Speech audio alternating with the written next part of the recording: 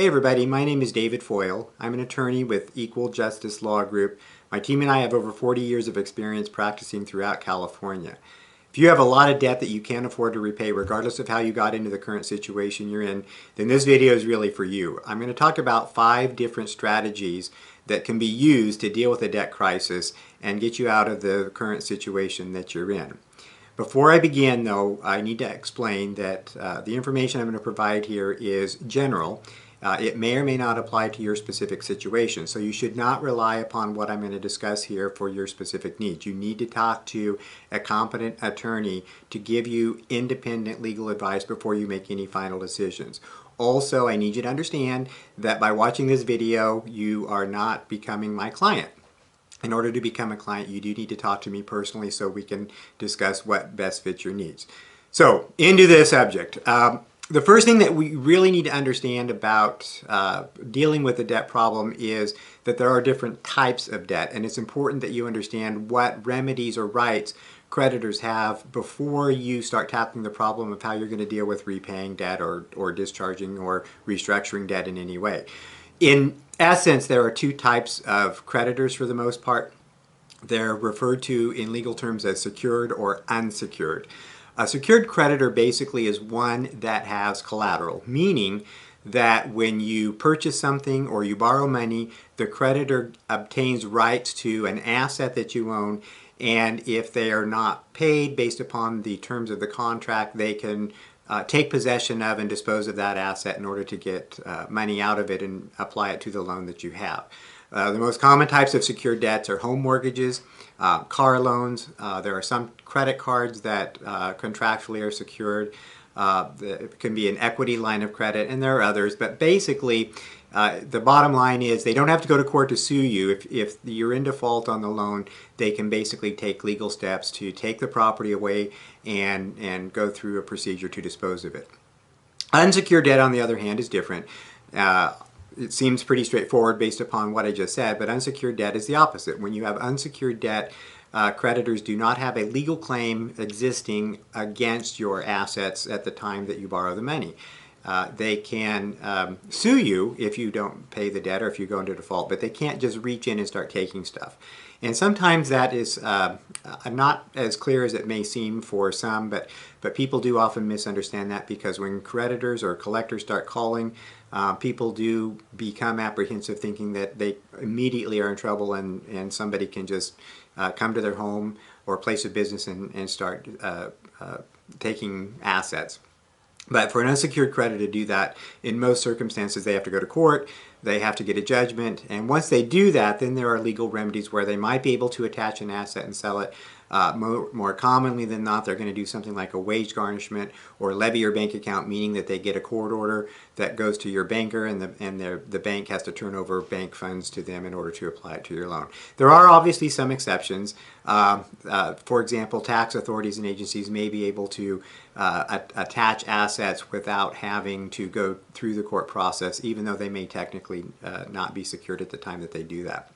But it is important that you understand that. So, strategy number 1, the first thing for some people is to simply do nothing. And that may sound surprising, but there are a number of people that are in a situation that lawyers call judgment proof. And what that means is that they don't have any assets that are not protected. In most cases, for almost everybody, household goods and furnishings are protected. Retirement accounts are protected. There's a limited amount of equity in a home that you may own or a vehicle that you may own that can be protected. And there are other asset classifications. But basically, if you don't own something that a creditor can take away, even if they go to court and get a judgment, and if they are not a secured creditor, so they can't take away an asset, then the remedy may just simply be to write them a letter indicating I can't afford to repay it. And I understand that I'm judgment proof, so I apologize, but basically I'm going to just ignore your calls or letters. It may be helpful to even change a phone number so that you are not getting harassed constantly.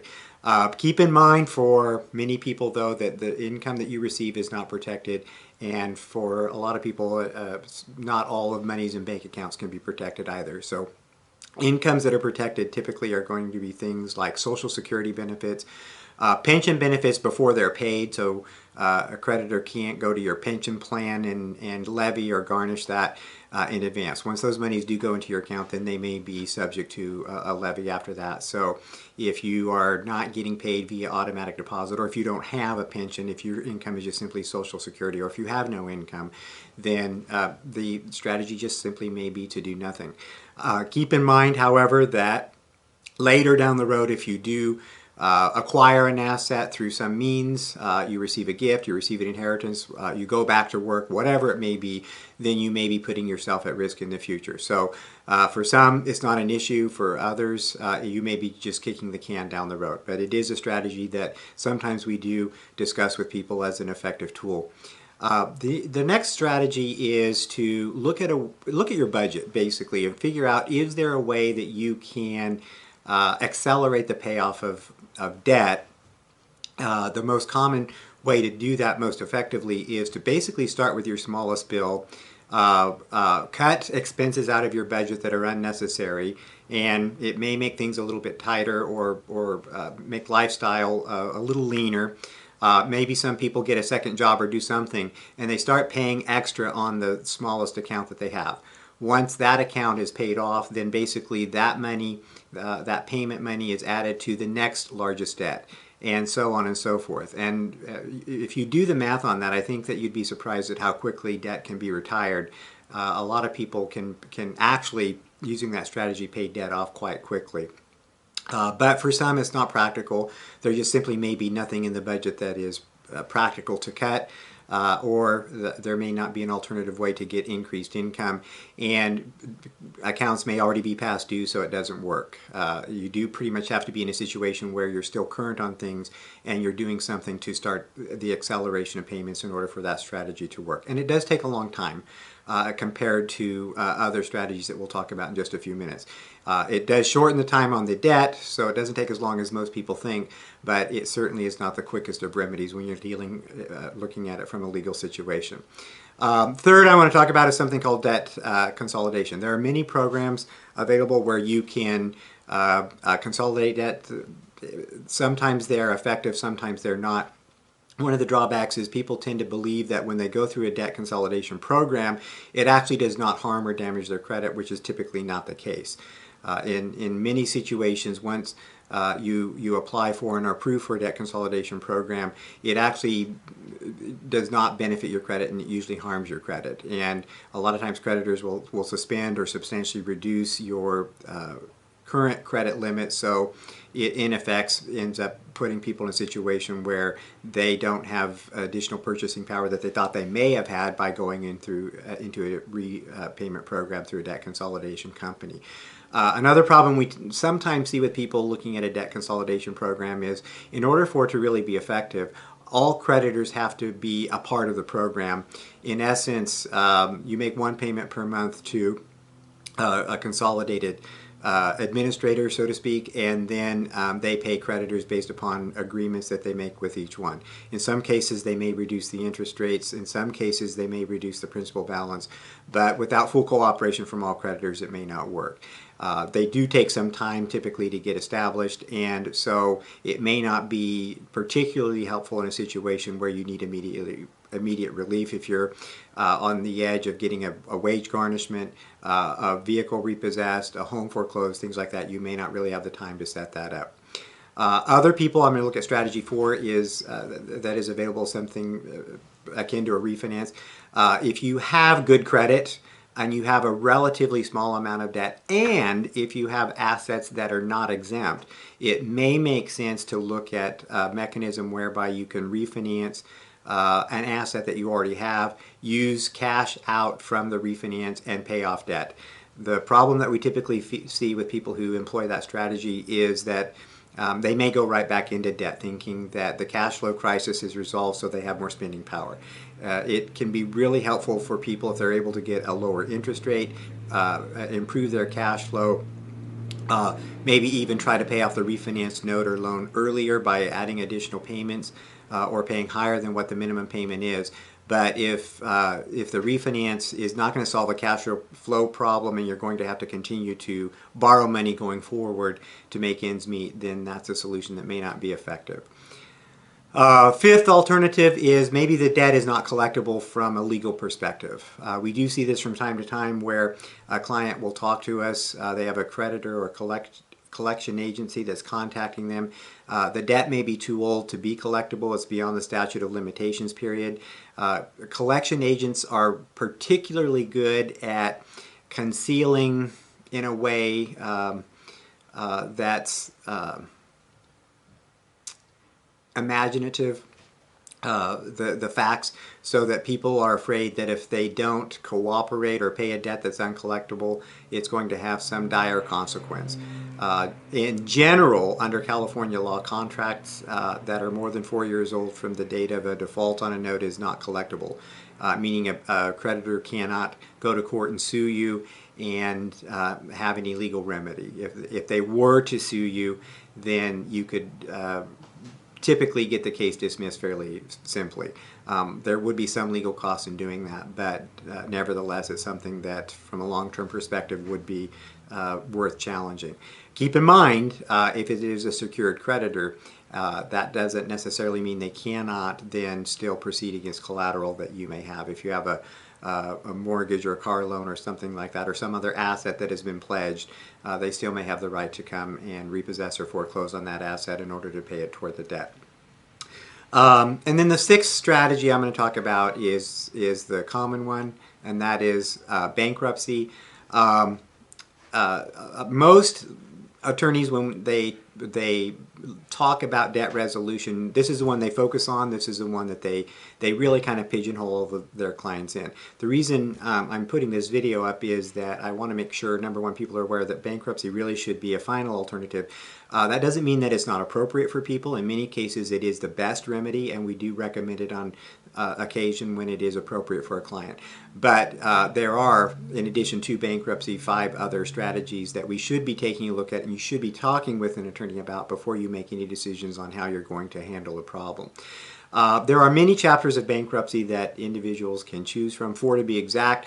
The 2 that are the most common are the ones I'm going to talk about. The first being something called Chapter 7. Chapter 7 is the simplest form. What happens in Chapter 7 is that you get an order from a court that just simply discharges the debt, and you start over with a clean slate. Now, it's important that, again, you distinguish the difference between a secured and an unsecured creditor. Although you can discharge secured debt, what you cannot eliminate is what we call the security interest. The bank still has a right to take possession of the asset, the collateral that you have that is securing the debt. So even though you may be able to walk away from a debt through a bankruptcy discharge, that doesn't mean that you get to keep the asset in that situation. So for example, because it's very confusing for most people, if you have a car loan and the car loan is $10,000, but the car may be worth $5,000, in a Chapter 7 case, you can discharge that $10,000 car loan, and if you decide that the car is not working for you, it's a lemon, it's old, it's broken, it's damaged, whatever the problem is, you really don't want to keep the car, then Chapter 7 is a great remedy to just let the car go back.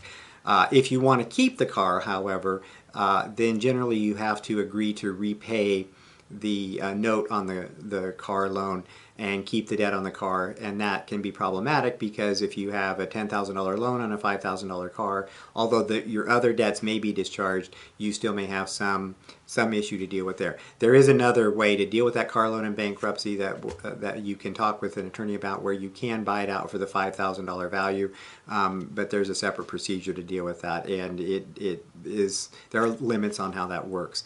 So if on the other hand, oh, and by the way, you should be aware that there are some types of unsecured debt that are not dischargeable in most cases.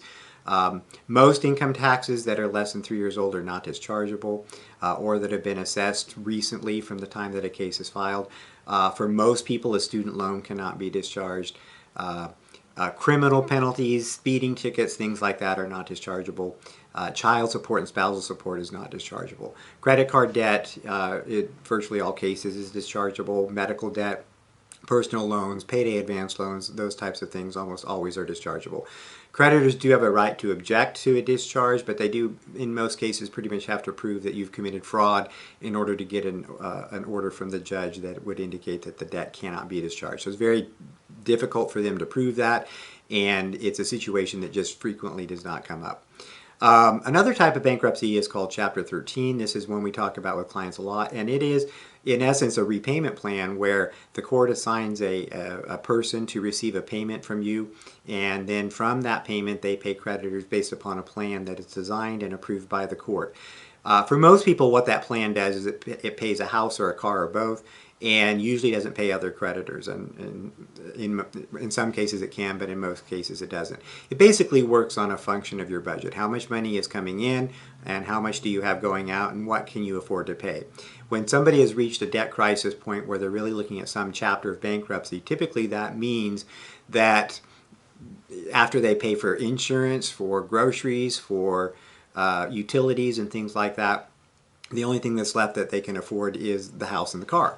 So in a repayment plan, basically they can eliminate other debt, and the real reason one would choose that over a Chapter 7 is because if you're behind on a car payment, if you're behind on a mortgage payment, and you're at risk of going into foreclosure or repossession, that repayment plan can allow you to get those types of debts back on track. You can actually take up to 5 years to do that in a repayment plan, so that basically you restructure or reallocate your cash flow so that the important creditors, the ones that you really need to be paid, are in fact getting paid, and the others that you can't afford to pay are not getting paid.